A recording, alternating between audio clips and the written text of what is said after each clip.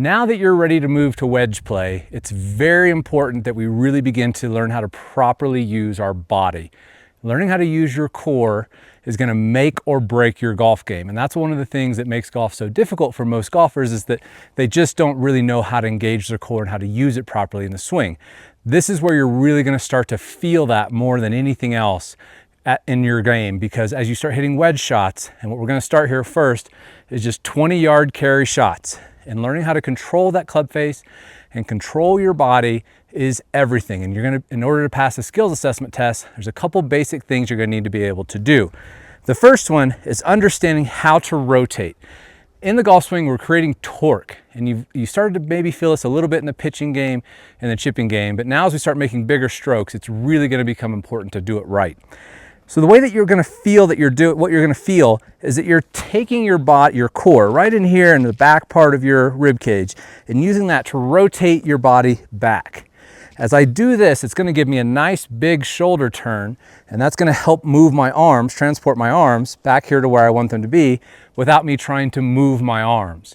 And that's very important, because as you start going through these drills, you're going to find, in order to be very consistent and get your starting line the same, carry the same, trajectory and spin the same, your hands and arms can't be overactive.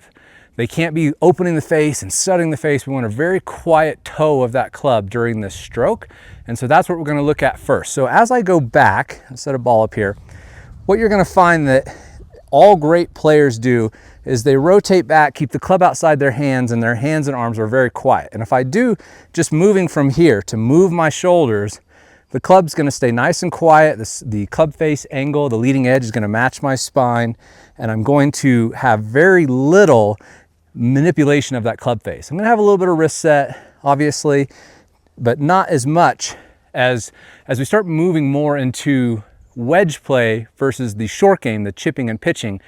You're going to have less wrist set early on, because obviously in a little tiny pitching stroke, we need some hand action. We need to be able to feel that club and have a little bit of hit in there.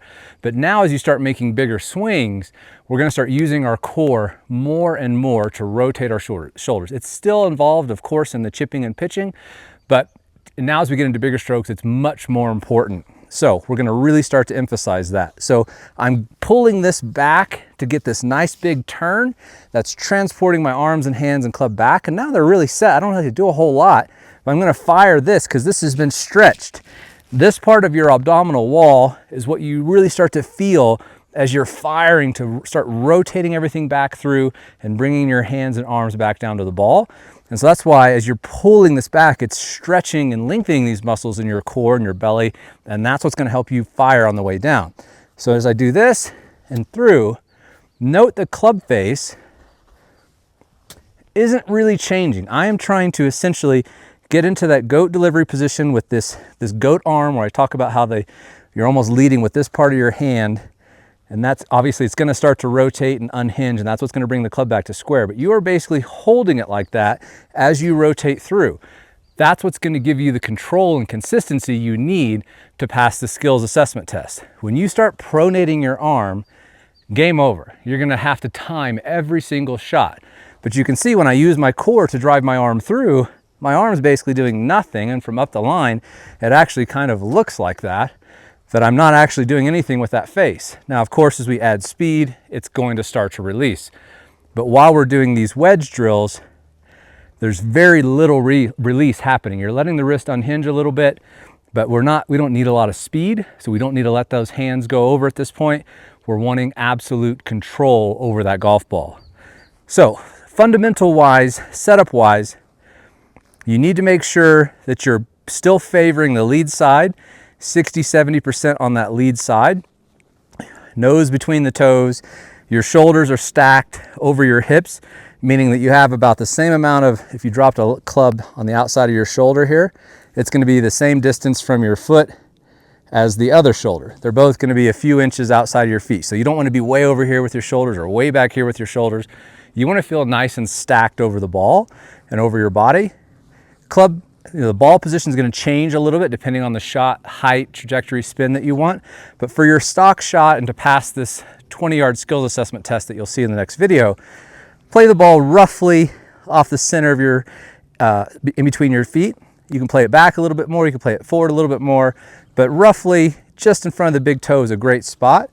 And everything else that you learn from the pitching game is the same. Your hands are going to be in the center of your body. You're going to forward press. That's going to rock that core forward to give you momentum and start to stretch those muscles to pull the core back. And then as you go back down, you're going to move a little bit more into your lead side. And that's going to deal off the club a little bit more, and that's going to help you compress the ball a little bit more and keep the ball flight down. You don't want to hit the ball really, really high with this drill. When you start hitting the ball really, really high, you're kind of at the mercy of the green condition, depending on what that first bounce is going to do. So, and that first bounce is everything for consistency and control, because if the ball's up really high, it's way more likely to deflect offline once it lands. I want that ball to land and go immediately forward in the exact same direction that I hit it. I don't want to take a risk of it hitting something, an imperfection in the green, and kicking off one way or the other. The higher you hit it, the more likely that is to happen.